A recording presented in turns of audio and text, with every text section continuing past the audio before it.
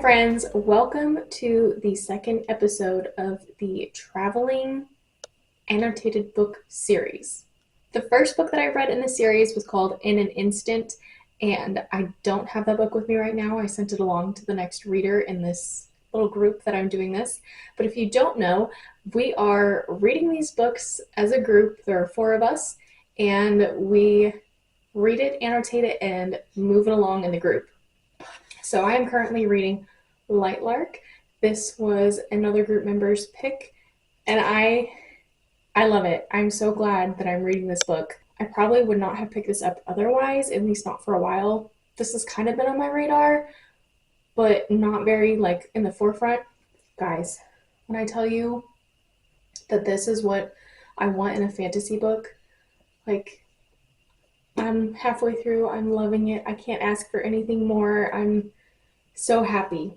Lightlark by Alex Aster is about this woman named Isla, and she is a wildling. She is the ruler of her realm, and she is entering into the Centennial, which is a trial that every ruler of the realms has to enter into every 100 years. And the reason that they're doing these games is to break the curse that they are under. So Isla is a wildling. She has to eat human hearts in order to survive, but her curse is if she falls in love, she dies. In addition to the curse, they all have magical abilities. So a wildling's abilities is to be able to control nature and have an animal companion. However, Isla doesn't have any powers, and she's going into these trials with nobody else knowing her secret. It's a little nutty. We have the wildlings, and then there are the starlings. They all die at age 25, but they are able to harness energy from stars and perform telekinesis. The skylings have lost their ability to fly, but they have powers that control the wind and the weather. There's a very particular part in this book that it definitely reminds me of Avatar: The Last Airbender. And then the moonlings, every full moon, the sea becomes deadly to them, so they kind of have to shelter. But they can control water. They have healing abilities and the power to freeze water. Again, Avatar: The Last Airbender, Katara, the water bending kind of thing.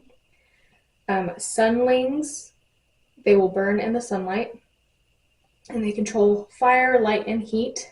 And then nightshades will perish outside after nightfall. They have the ability to turn invisible and read emotions. Stronger individuals may be capable of mind control, shadow wielding, and spinning curses. So in this trial, there's a prophecy, and the prophecy is, only joined can the curses be undone. Only after one of 6 has won, when the original offense has been committed again, and a ruling line has come to an end, only then can history amend. There are so many layers to this story, because you have Isla, who doesn't have any powers. She has a friend that is a starling, and they're in the games together, and they're hoping to be paired up together. They're going in there with a plan. They both have high stakes to try to break their curses for their land. And then you have the king, who is a sunling, but he also has abilities from other realms as well because he is the king. And he has this weird ability where he can turn things to gold. I don't know. I'm halfway through. I'm really enjoying it. The reason that I think I love this book so much is because it's not focused on a romance. It's focused on the trials and tribulations that Isla faces. And because she has no power, she has to prove that she's powerful in other ways. I don't know. I'm really eating it up. But also on top of this, I'm really enjoying the annotations. So part of the trials is each competitor comes up with their own demonstration. So at dinner, they show off their powers. But Celeste, she's the starling ruler.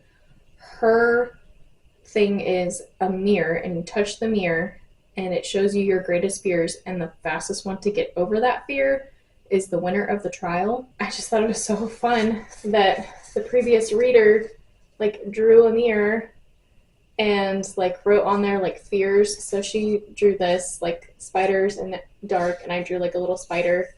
a fear of failure and like a little snake. I thought that was so fun.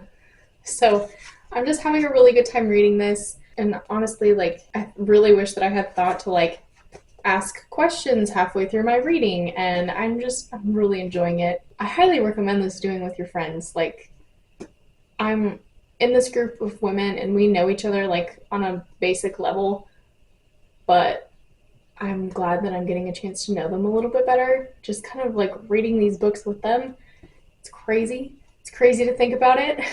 But yeah, so I am halfway through. Isla has gotten herself into a lot of trouble. I keep calling her Isla.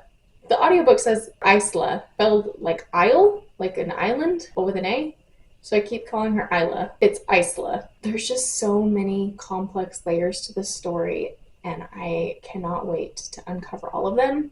This is the beginning of a series. I think the whole series is published because this book came out in 2022, and the last book that was written was published last year, I think. But man, I'm eating it up.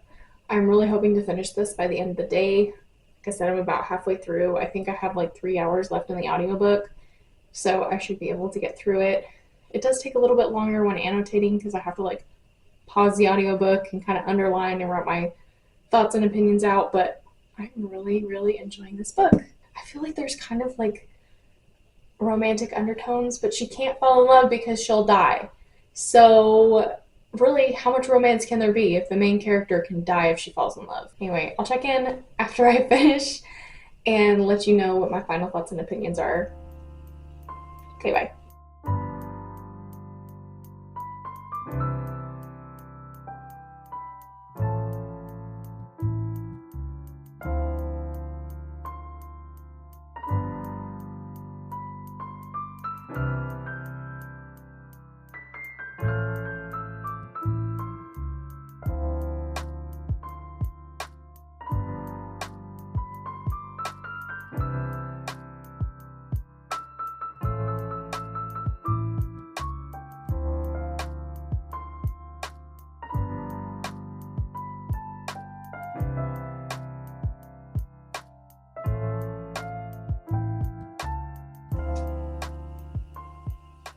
I finished it, and it was amazing.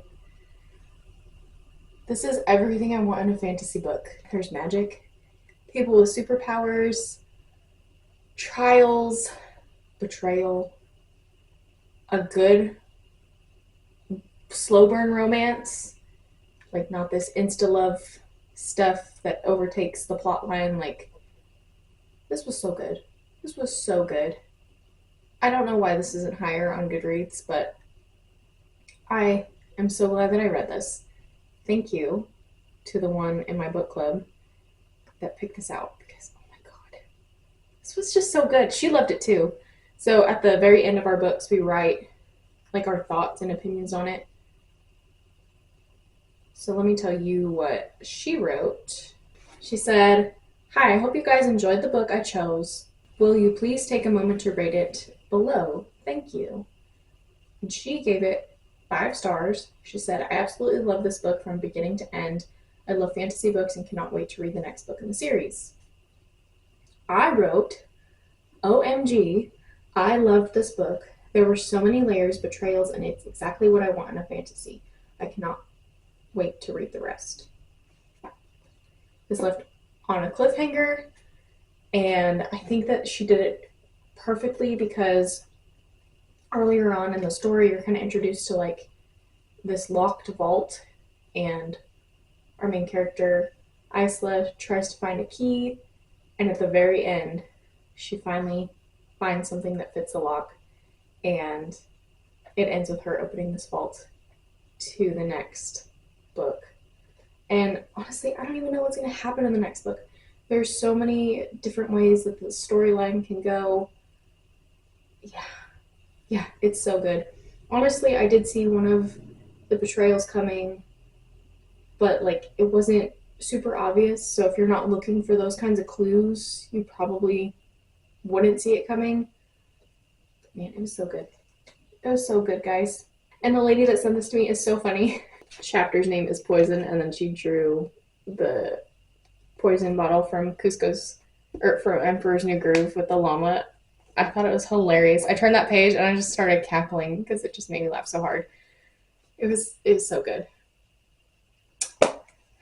If you have read this book, please let me know. I really, really want to binge this series now. So I think I'm going to pick up Nightbane from Everand because I actually listened to Lightlark on Everand and read the physical book along with listening. I really enjoyed that experience. But now I'm going to have to get my own copy, and it sucks because it's not going to have the cute drawings that I have in this one. But I need to send this on to the next person so they can read it and enjoy it too. But yeah, I'm going to buy my own copy of Lightlark. And I'm just so sad that I'm not going to have like the illustrations and all the annotations. But I'm glad that when this gets back to its rightful owner, she's going to have that.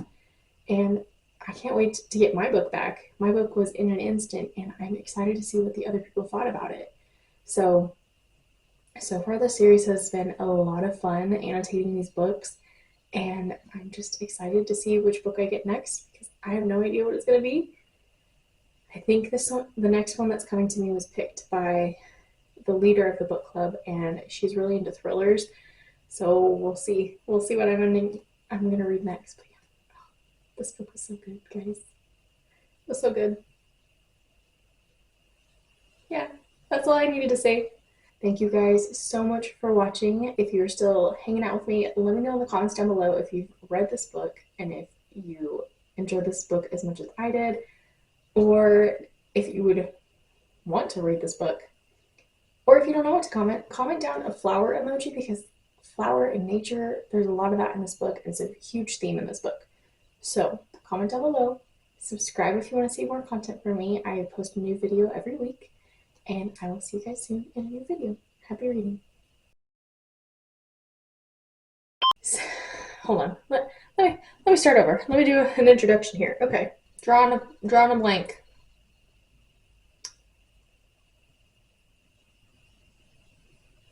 Oh, in an instant. Oh my god, that took me like a minute to remember that. I probably would not have. Blah, blah, blah. Let me show you an example of what I'm talking about. So, well, hold on. Okay. Hi. Don't step on this book because you got wet, muddy paws. Yeah.